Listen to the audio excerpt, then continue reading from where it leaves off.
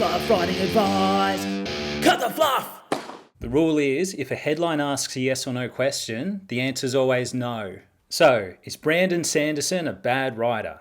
I think I already answered this. Better question, do all writers, as if they're regular people or something, have strengths and weaknesses? Yeah. Look, I'm not here to polish Brandon Sanderson's doorknob. I'm sure his doorknob's shiny enough, but I am here to give my subjective, borderline objective opinion on his writing. Firstly, one of Sanderson's strengths is his oh-so-satisfying story arcs. The man knows his way around a plot. He doesn't break any promises, the payoffs are always there, and because he's a rigid outliner, his endings are always satisfying. And his world building. He may not be the deepest world builder in fantasy, but his worlds don't lack depth. Without a doubt, he understands how to create a unique and compelling setting. He's also a wizard with magic systems, not actually wielding magic himself. I don't know, I guess you could call him a story sorcerer, but designing novel systems for his novels that are interesting, rule-based, and aren't just magic for the sake of magic.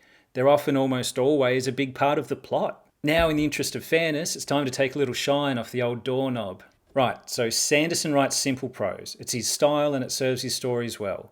Most plot and character-focused readers won't mind the simplicity, but others may be turned off when descriptions are lacking flavour, dialogue's a little cringy, and he's overtelling when he could be showing. If that's a turn-off for you, fair enough. But I think most of us who read Sanderson's work aren't looking for poetry. We signed up for the ride. You could also argue that some of his characters can feel two-dimensional at times, especially in his earlier novels. The first Mistborn novel comes to mind. In his early work, the characters can feel somewhat caricaturish. They're not as convincing as they could be. The realism isn't quite there. With that said, his characters have gained an extra dimension over the years. For instance, in Stormlight, Dalinar Kholon's character arc is pretty damn compelling and well written. As writers, we can improve. Isn't it great? So no, Brandon Sanderson isn't a bad writer. He's just not for everyone. Even if you're not into his writing, can we at least agree that with his simple prose, page-turning plots and fairly tame content, he can be a gateway author for people just getting into fantasy?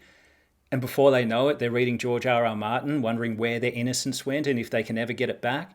They can't.